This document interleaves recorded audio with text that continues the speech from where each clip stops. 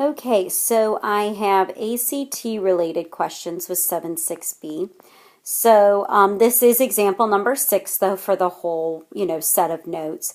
So it says if g of x equals 1 over 1 plus the square root of x, what is the value of g of 2? So what I'm going to have to do is substitute the 2 into the x value of the g function. So I'm going to do 1 over 1 plus the square root of 2.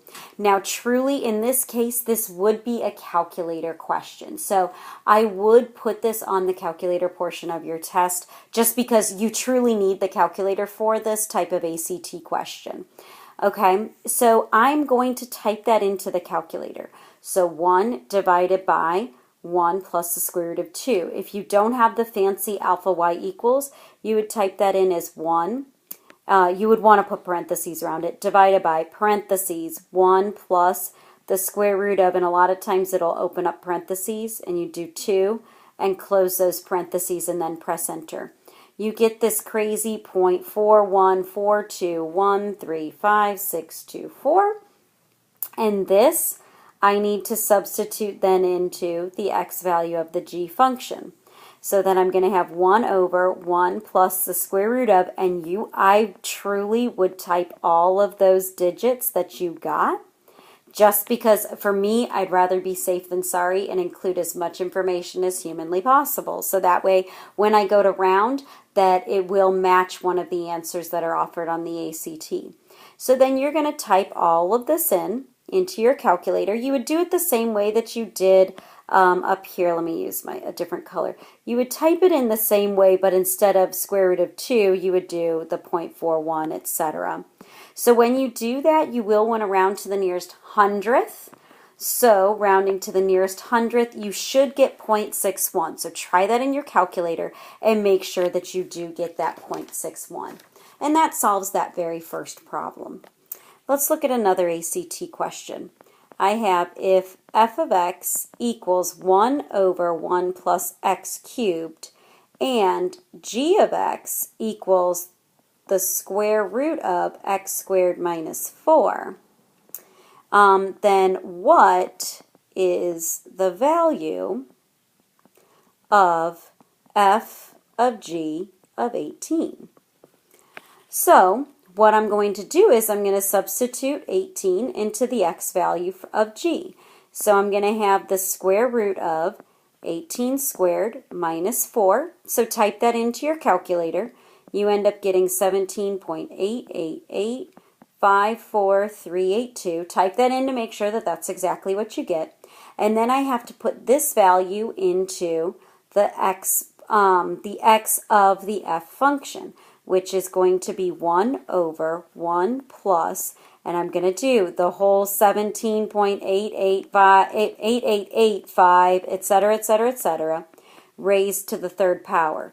For those who have the, kind of older calculator, you again, to type that in, you do parentheses 1 parentheses divided by parentheses 1 plus, and you'd have to do parentheses with your 17 point, etc.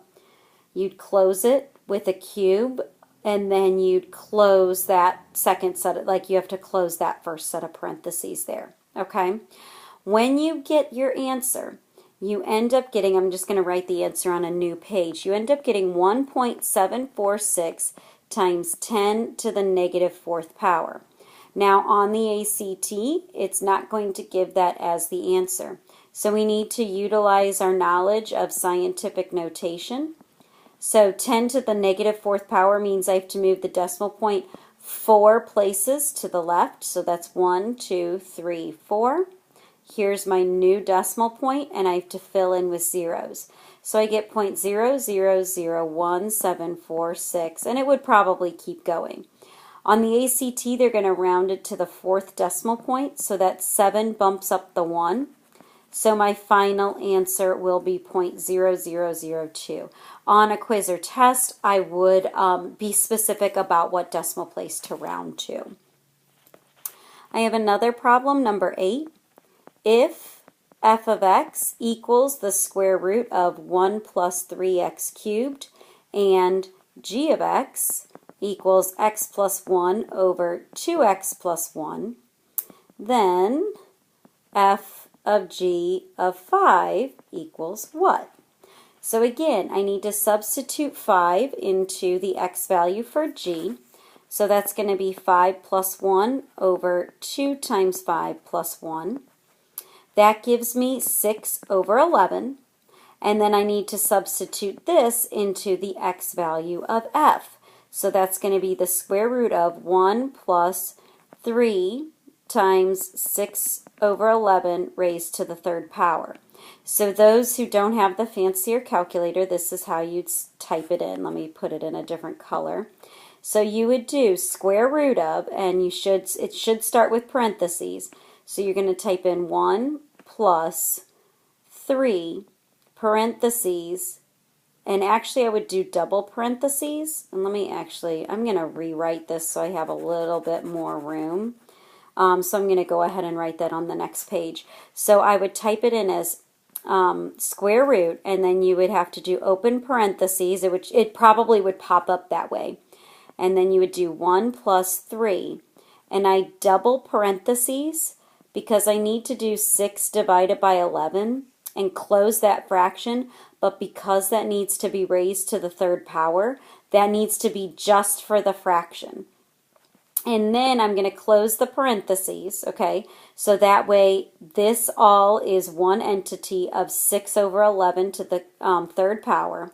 And then I need to finish off these parentheses, these beginning parentheses that I started, okay? And then when you press enter, you would round to the hundredths place to get 1.22.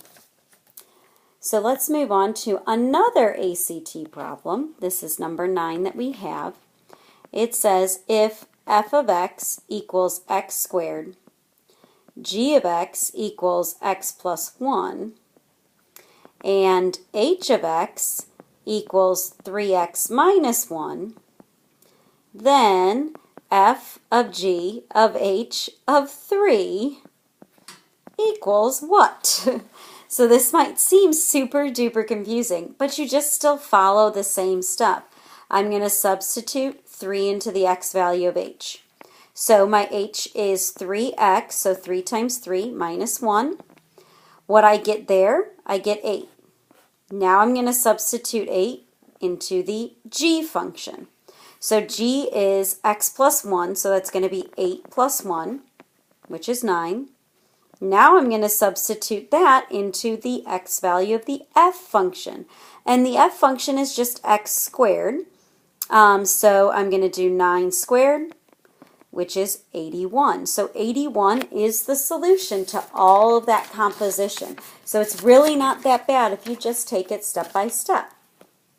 Then finally we have number 10, our last ACT question and last question for this lesson. So we have if f of x equals x squared plus 1 and g of x equals x minus 5 and g of f of x equals 0, then x could equal what?